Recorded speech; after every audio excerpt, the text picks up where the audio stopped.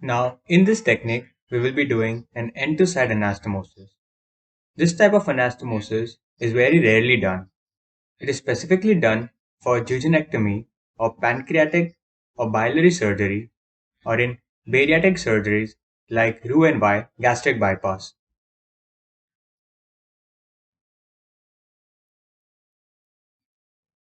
In this demonstration, we will be using only one loop of bowel and cut it into two loops.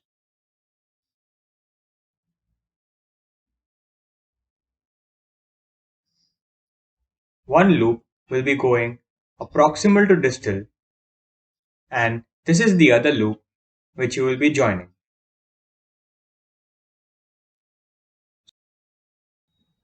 So to start with, we will position our two loops together. We will be using T-pins to align our two loops.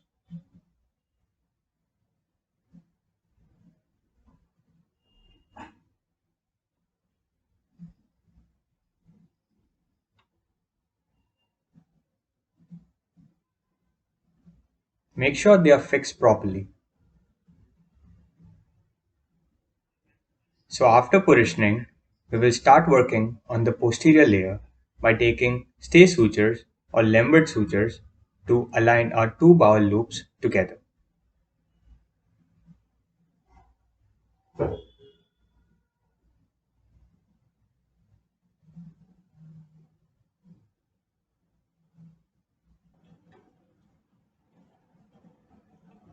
We have to fix the two bowel loops and align them together so that we can suture properly.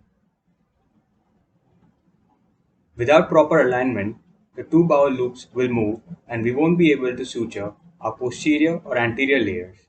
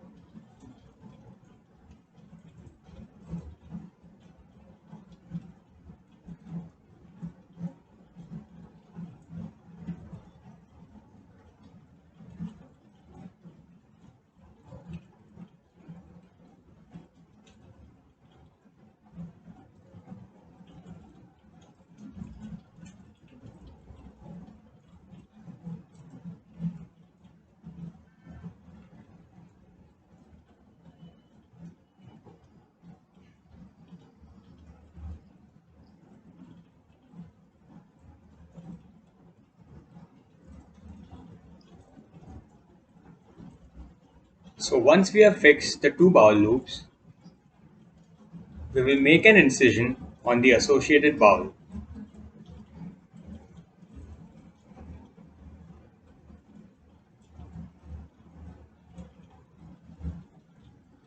We will use a scissor to extend the length of the incision as desired.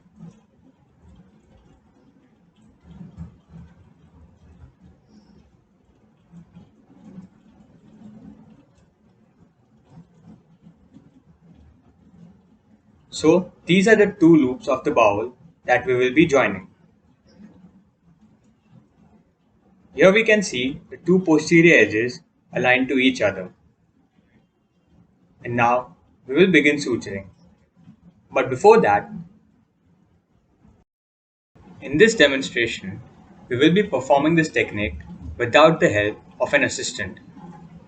And hence, we will fix open the bowel lumen with T-pins.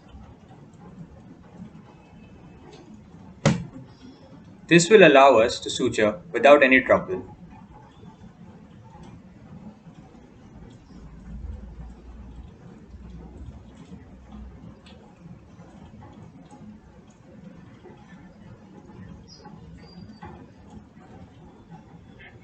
Remember, this is just for demonstration purposes.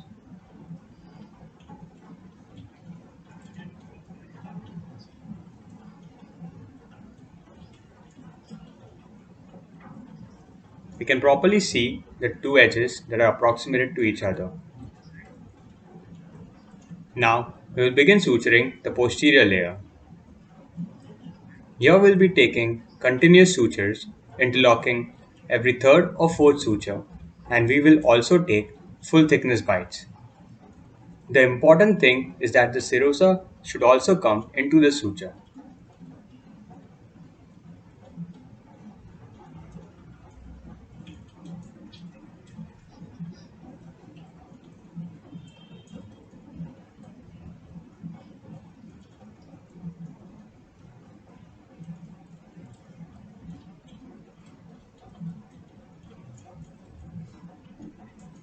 To make sure our sutures are aligned, we will be taking a bite every 3 to 5 millimeters apart.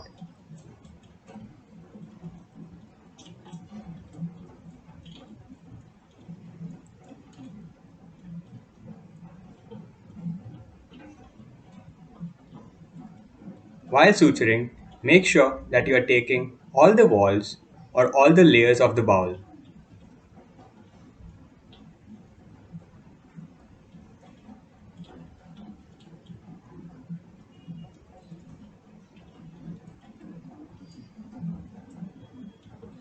You can see how all the layers are positioned properly.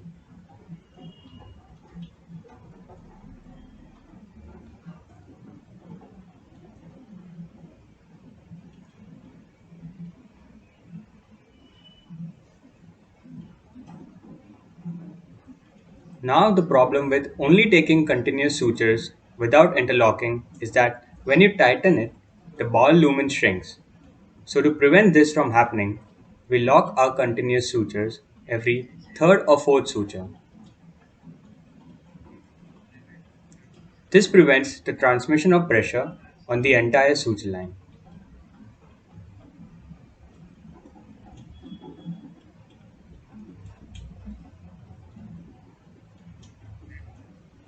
We can see how the two walls of the bowel are getting approximated.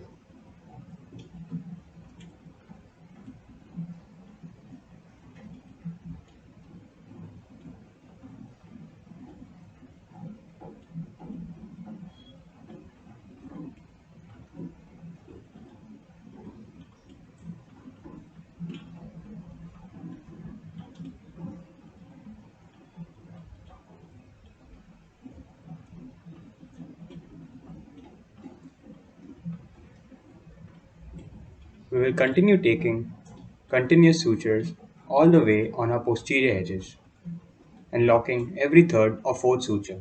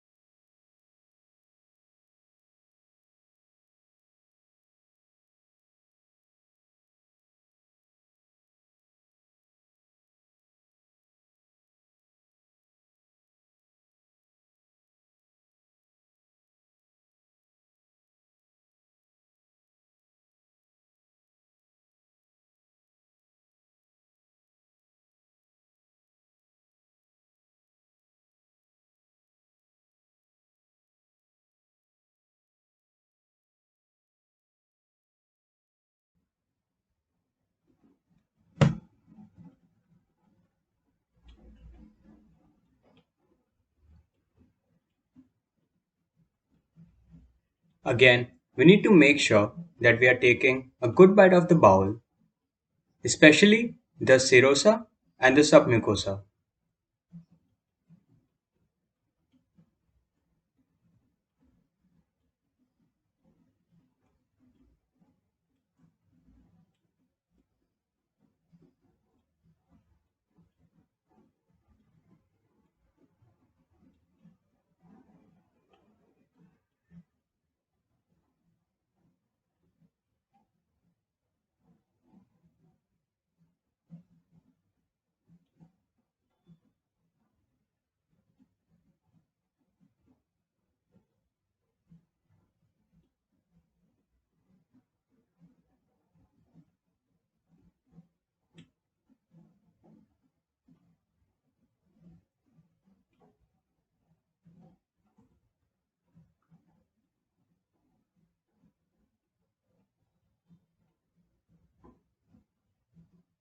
We are almost at the opposite end of our posterior wall.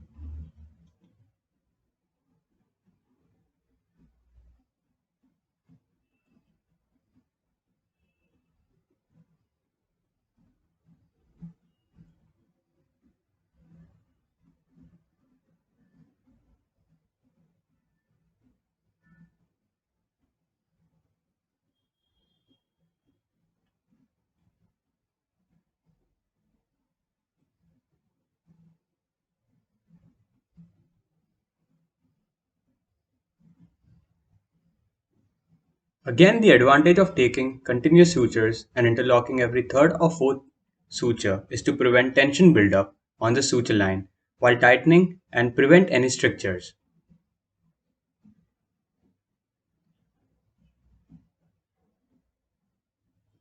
These type of sutures prevent the lumen from shrinking.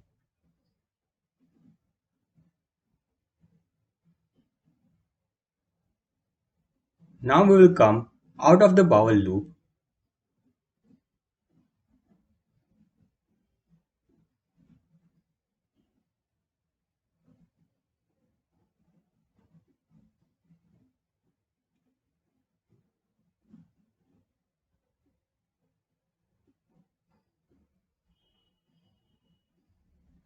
Again, we are securing the corners first before we start suturing our anterior layers.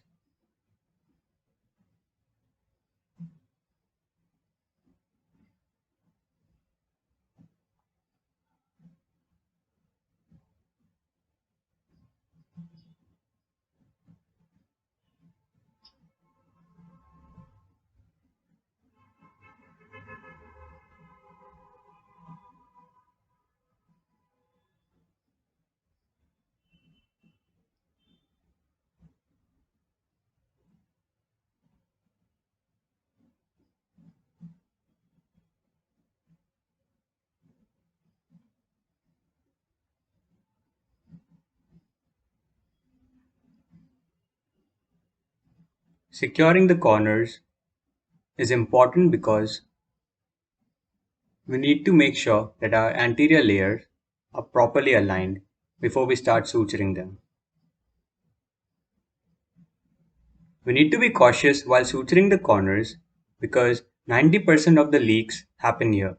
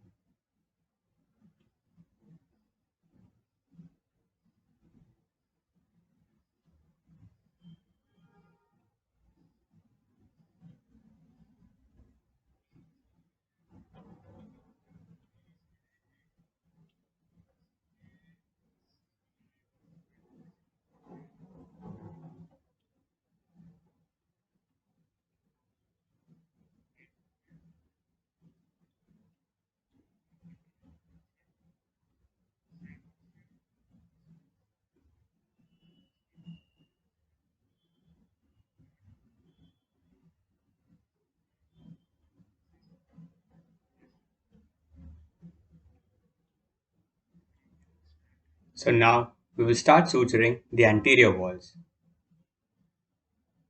Again, the maneuver is the same, from outside in and leaving inside out of the other end.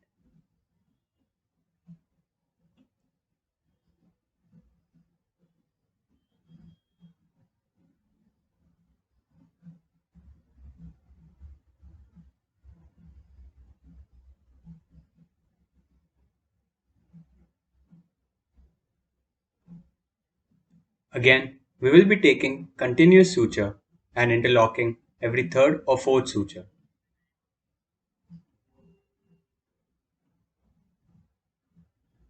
Make sure that your edges are inverting properly.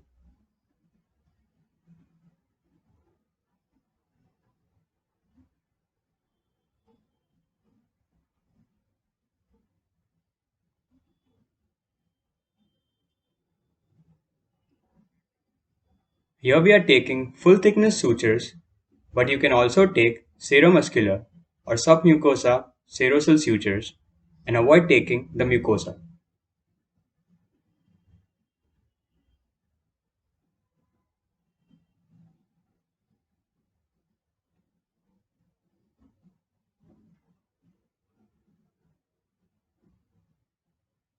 Again, make sure that your edges are inverting properly inside.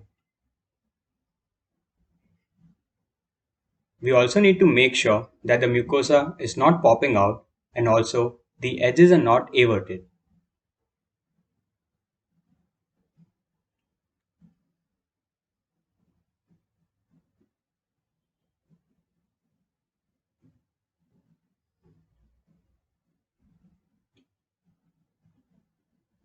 Ideally, what we do is take a good chunk or bite of the serosa submucosa and only the end of mucosa. If your mucosa is too heavy, what you can do is push the mucosa inside and take a good bite of the submucosa with the help of the tip of your needle.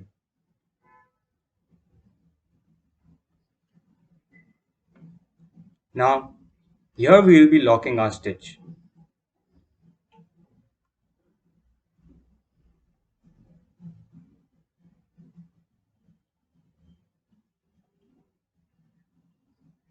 With the help of a forceps, we need to make sure that the edges are going in and the surface is approximated properly.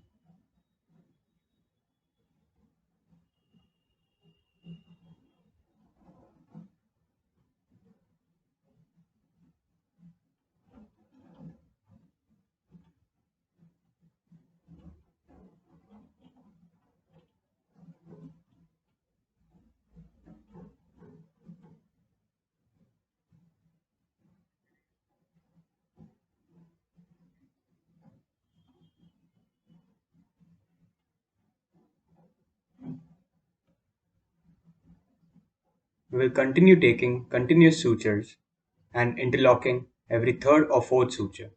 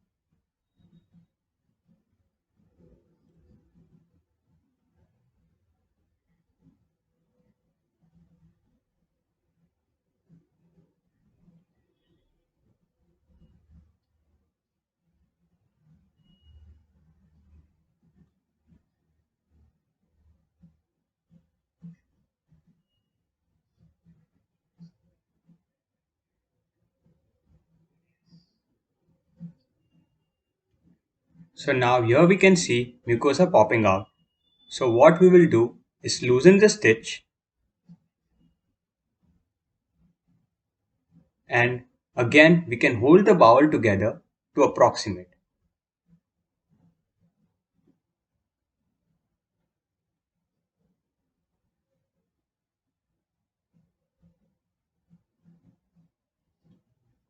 Only once it is approximated, we can tighten it.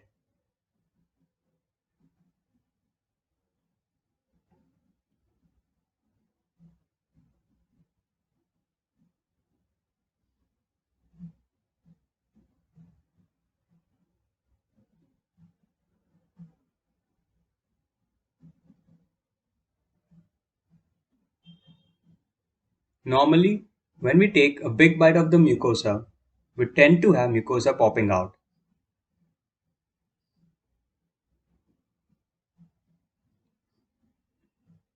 That is why we need to take only the edge of mucosa and not all of mucosa.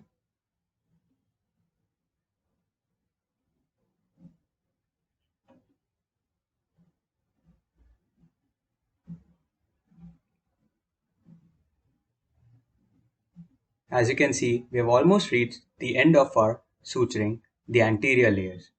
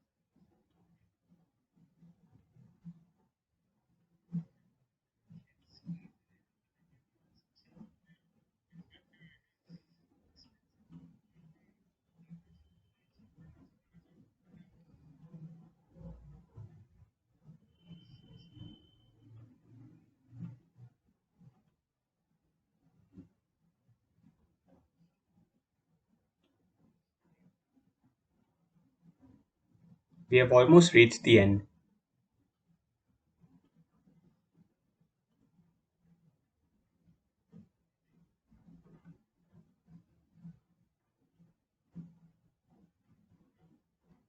In the end, we will take one last suture, which will be through and through,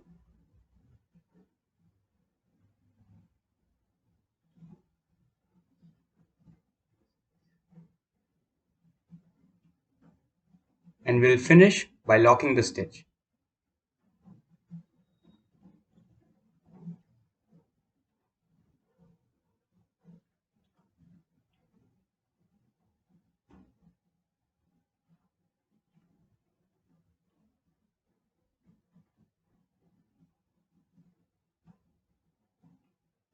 Before tightening, we will make sure that the edges are not getting everted. In the end, we will tie this end with the free end of our suture held by the artery forceps.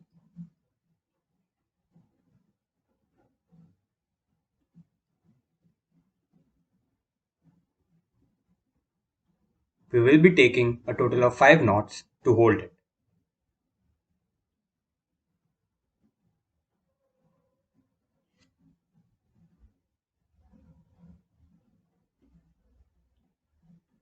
And we will cut.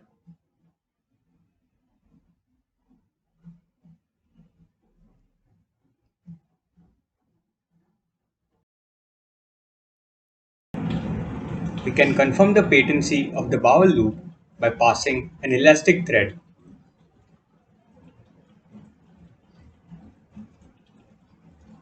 We are releasing the thread from its initial position and pulling it out of our other bowel end.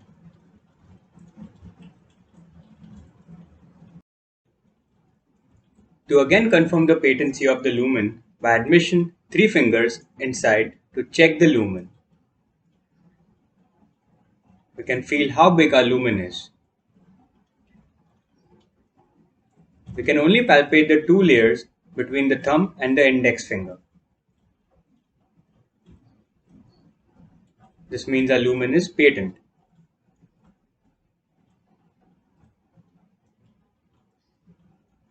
We will cut the bowel wall to show you the lumen of the anastomosis.